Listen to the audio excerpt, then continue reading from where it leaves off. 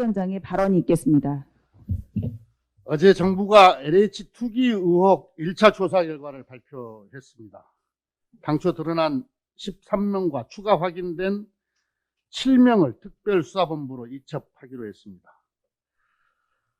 이제 공직 투기와 비리 척결을 위한 첫걸음을 뗐을 뿐입니다. 어제는 당사자 조사를 한 것이고요. 지금 2차 조사는 가족들까지 조사를 하게 됩니다. 병행해서 특수본 수사를 통해서 차명 투기까지 다 조사를 해서 밝혀지는 대로 공개할 것이고, 또 관련 법령에 따라서 최대한의 처벌을 할 것입니다. 지켜봐 주시기를 당부드립니다.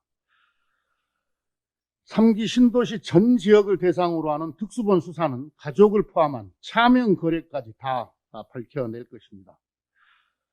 민주당과 정부는 불법 투기 행위자를 공직에서 퇴출하고 법과 제도를 통해 투기 이익을 빠짐없이 환수하겠습니다. 주택정책 집행기관의 내부 정보를 이용한 사익 편취와 기획부동산 등 이른바 부동산 투기 세력을 부동산 적폐로 규정하고 발본색원하겠습니다. 저는 국회의원 부동산 전수조사를 국회의장님과 국민의힘에 제안했습니다. 김종인 국민의힘 비대위원장께서 수용 의사를 밝혔고 국회의장님도 공감을 표시했습니다. 국회가 솔선수범하는 모습을 국민께 보여드려야 합니다. 지체하지 말고 바로 행동에 옮겨야 합니다. 우선 전수조사에 출발이 될 소속 의원들의 정보 제공 동의서부터 여야가 함께 신속히 제출했으면 좋겠습니다. 조사 결과 부정한 사례가 드러난다면 국회 윤리에 제소하는 것도 약속해야 합니다. 더불어민주당은 준비가 되어 있습니다. 국민의힘도 참여를 해 주시기 바랍니다. 국민적 관심사가 큰 만큼 신속히 진행될 수 있도록 국민의힘과 즉시 협의하겠습니다. 한 가지 유감스러운 점은 국민의힘에서 LH 투기 의혹을 권력형 게이트라고 주장하는 것입니다. 야당은 무슨 사건만 일어나면 습관적으로 권력형 게이트를 갖다 붙이는데 정말 고질적입니다. 권력형 게이트란 고위공직자가 법 이상의 권한을 남용해서 이권에 개입하는 것입니다. LH 투기 사건은 내부 정보를 악용한 투기 행위입니다. 선거 전략이긴 하겠으나 국민의 분노와 허탈감을 정쟁 수단으로 삼아서는 안 됩니다. 민주당은 추워도 공직자의 투기를 덮거나 감쌀 의도가 없습니다. 철저하게 조사하고 수사해서 투기자들을 처벌하고 투기 이익을 환수하겠다, 반드시 환수하겠다 하는 말씀을 다시 드립니다. 그리고 주택정책에 대한 국민의 신뢰를 회복하기 위해서 근본적인 제도 개혁을 추진할 것입니다. 국민의힘에 당부합니다. 선거용 정쟁은 중단하고 국회의원 부동산 전수조사와 투기 방지 입법에 적극 나서주시기를 바랍니다. 4.7 재보궐선거는 코로나 위기를 극복하고 코로나 이후에 새로운 시대를 선도할 지방정부의 책임자를 뽑는 선거입니다. 대한민국의 첫 번째, 두 번째 도시를 책임질 시장의 역할은 대단히 막중합니다. 서울, 부산시장은 정쟁에만 골몰하고 정량만 앞세우는 정치꾼을 위한 자리가 아닙니다. 특히 이번에 선출하는 시장은 임기가 1년밖에 안 되기 때문에 중앙정부와 유기적으로 협력하고 성과를 만들어낼 수 있는 실력 있는 일꾼이 되어야 합니다. 1년짜리 임기라고 민생은 팽개치고 정쟁만 하려는 정치시장을 뽑아서는 안 됩니다. 야당 시장이 선출된다면 내년 대선을 앞두고 소모적인 정쟁만 계속할 것은 불을 보듯 뻔합니다.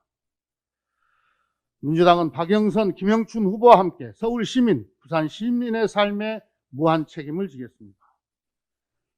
박영선 후보는 대한민국 수도 서울의 미래 비전과 추진 역량을 모두 갖춘 최상의 후보입니다. 김영춘 후보는 부산 경제에 새로운 봄을 불러오고 동남권 메가시티를 실현할 최적의 후보입니다.